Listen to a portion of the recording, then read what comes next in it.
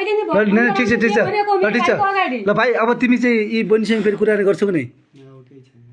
ठुलो सुर लगाएर बोल न यार छैन अब त सम्बन्ध छैन गऱ्यो भने के गर्ने गऱ्यो भने के गर्ने म रामदुलाई गराउला फेरि हुन्छ रामदुलाई होइन भाइ हात खुट्टा भाँचिन्छन् मेरो नम्बर छ मैले हात खुट्टा भाँचिन्छन् भाइ यहाँ बेङ्गलोरमा हात खुट्टा भाँचिन्छन् यो पनि याद गर्नु के मोबाइल छोडेर मेसेज नगर्ने ओके मैले चाहिँ सिमला गयो हैन पहिलो यता सुन्नु तपाईँ यो सिमला गयो पहिलो बार छोडेर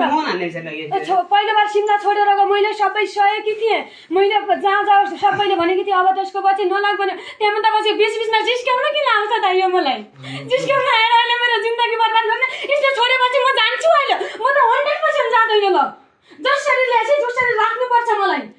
म जान्छु यतिकै मेरो भाइको अगाडि मैले त्यस्तो भनेको छ मेरो बाबामाको अगाडि त्यस्तो त्यो भनेको छ म जान्छु अहिले तेरो पैसा नभएर के हुन पैसा नपाएकी होइन म पनि मेरो आमा चाहिँ मेरो बाबुले मलाई कस्तै हुर्काएर पालेकी हो मेरो फुपूको घरमा बसेर म खाएकी मान्छे हुँ तैँले अहिले जहाँबाट जहाँ आउने बानी हो म जसरी राख्छस् राख मलाई राखै मलाई म पैसाले मर्ने बानी होइन पैसाको पछि त जस्तै पैसाको पछि लाग्ने होइन दुनियाँको रन्डारन्डी खेल्ने बानी पनि होइन म मैले पैसामा पढ्न गरेर तैसँग बोलेको बुझे कि नै तैँले पहिला भन्नु पर्थ्यो र मलाई त्यतिखेर अनि मेरो बुढी छन् छोरा छन् भनेपछि म बिहे गर्न थिएन अब त म पनि के गर्छु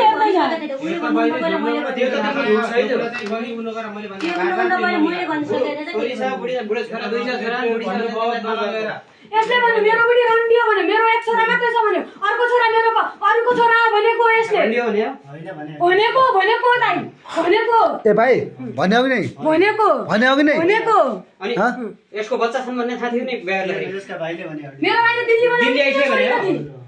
अनि किन छोडिन त अन्तिमले पनि त्यो कुरा गर्दाखेरि बिहे नै गर्दाखेरि मेरो बच्चा छन् भन्न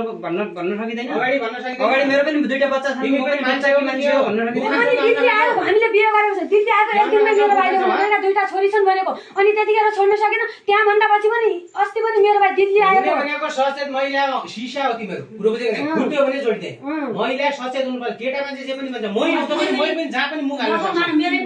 महिला सचेत मेरो कोही लगेको पनि जान्दैन मैले अर्को केटा लगेर जाने हो कि मेरो छोराछोरी सुमारेर छोरा पाल्नलाई न्युति मान्छे बेंगलोरमा एकछिन मैले त्यत्रो सम्झाइसकेँ अब के गर्ने हो त्यो भन उसले राख्दैन भने हामीले जबरजस्ती राख्न पाउँदैन होइन तिम्रो खर्च कति भएको त्यो चाहियो कि तिमीलाई त्यो पनि चाहिएन त्यो भन लास्ट अन्तिम डिसिजन फेरि चेन्ज गर्ने बेला नै मलाई भन्दा मैले तिमीलाई